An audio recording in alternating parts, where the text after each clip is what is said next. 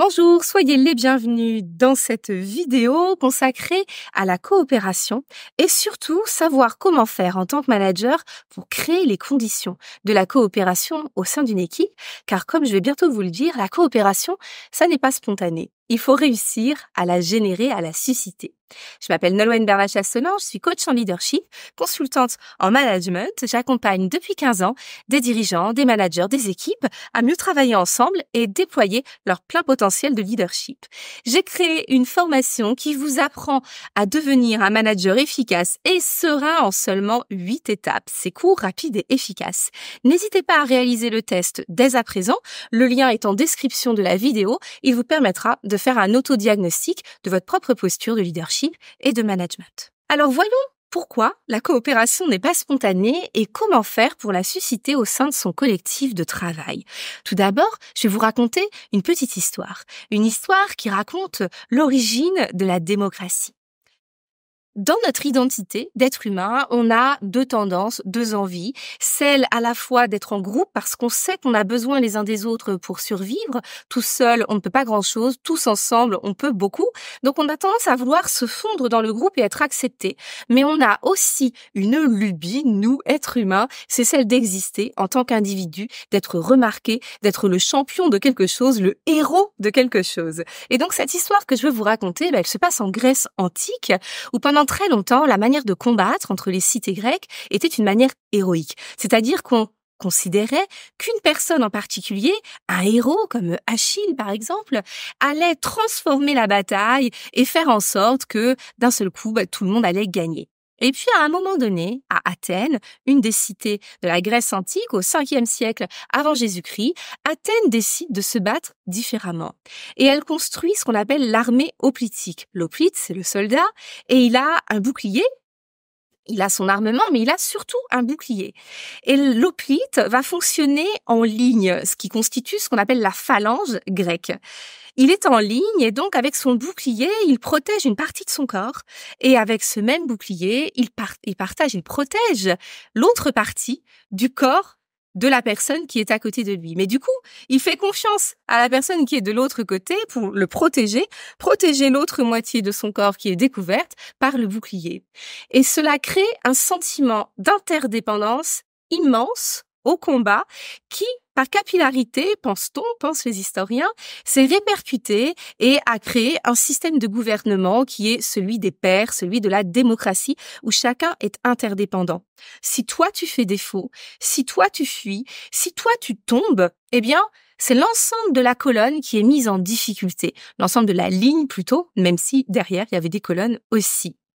Si je vous raconte cette histoire, c'est pour vous expliquer que la coopération en entreprise, c'est aussi parvenir à créer ces liens de codépendance. Les personnes vont agir en entraide si elles savent qu'en retour, elles vont bénéficier aussi du soutien des autres. Il y a un rapport donnant-donnant, don contre don. On ne coopère pas gratuitement. Alors en fait, on finit par le faire parce que si on a suffisamment coopéré à l'intérieur d'un environnement bienveillant et qui, en retour, nous offre de la sécurité, on va avoir beaucoup plus tendance à très spontanément et gratuitement offrir son aide sans rien attendre en retour. Mais à la base, en tant que manager, pour créer les conditions de la coopération, vous devez créer les conditions de cette interdépendance. L'interdépendance, je tiens à rappeler que c'est l'aboutissement de l'autonomie. S'affiche pour vous le cycle de l'autonomie, qui commence toujours par une étape de dépendance. La personne ne connaît pas vos process, ne sait pas comment agir et travailler avec vous, donc elle attend sans rien revendiquer, sans rien dire, les directives, la méthode, elle absorbe, elle ne dit rien, elle reçoit plutôt passivement.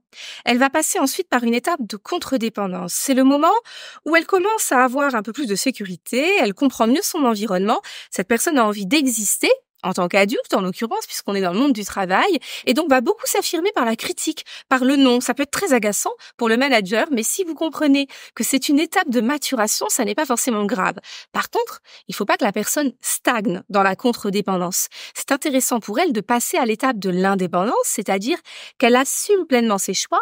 Si elle identifie quelque chose qui lui pose problème, elle peut dire non mais critiquer, mais elle va s'orienter solution et faire en sorte de passer aussi à l'étape d'indépendance où elle prend à bras le corps le problème et elle participe en co-développement à la construction de la solution. Ça, c'est l'indépendance et souvent on se dit, ça y est, c'est abouti. Mais non! La vraie autonomie, c'est l'interdépendance. Et c'est ça qui mène à des équipes vraiment coopératives. L'interdépendance, c'est prendre conscience que on a beau être le champion de quelque chose, on ne vaut pas grand-chose, même dans son excellence, si on ne travaille pas en harmonie avec les autres. Et c'est dur à comprendre quand on est devenu, par exemple, un hyper-expert.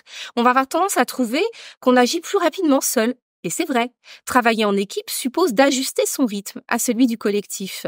Mais la coopération, l'interdépendance, c'est cette croyance que même si vous ralentissez à un moment donné, c'est pour mieux accélérer à long terme parce que c'est le collectif qui va vous apporter le plus de créativité, le plus d'innovation et le plus d'efficacité.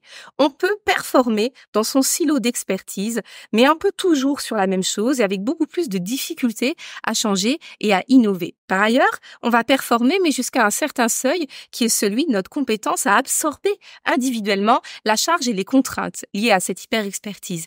Il n'y a qu'à travers le collectif que l'on va pouvoir partager, répartir, se soutenir et du coup performer.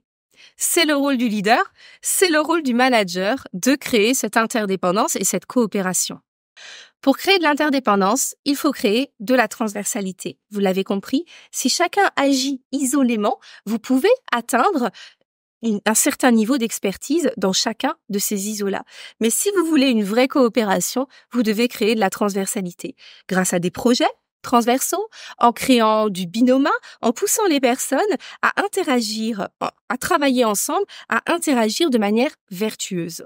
Pour créer de la coopération, il est très important également pour le manager de donner l'exemple en pratiquant le feedback positif. C'est-à-dire que chaque fois que quelqu'un vient vous soutenir, vous apporte de l'aide, vous devez de manière extrêmement concrète et explicite remercier la personne et valoriser le comportement. Plus vous allez le valoriser, plus la personne va modéliser son comportement sur quelque chose de positif et plus elle va avoir envie de réitérer l'action. Si elle offre son aide sans aucun feedback, cela risque de retomber comme un soufflet et il y a peu de chances qu'elle réitère l'expérience. Donc il faut vraiment avoir une politique de valorisation, de feedback positif intentionnel et vous allez montrer l'exemple. Et ensuite, vous allez pousser les équipes à interagir de cette manière-là.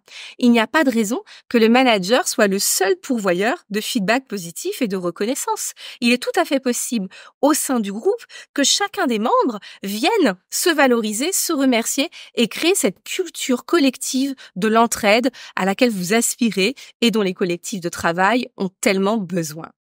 Voilà ce que je voulais vous dire sur la coopération, sur la nécessité de la susciter et sur quelques pistes pour commencer à la créer en interne dans vos équipes. Merci d'avoir regardé cette vidéo jusqu'au bout. Si cela vous a plu, signalez-le et surtout abonnez-vous à ma chaîne YouTube pour me retrouver dans d'autres vidéos. À très bientôt.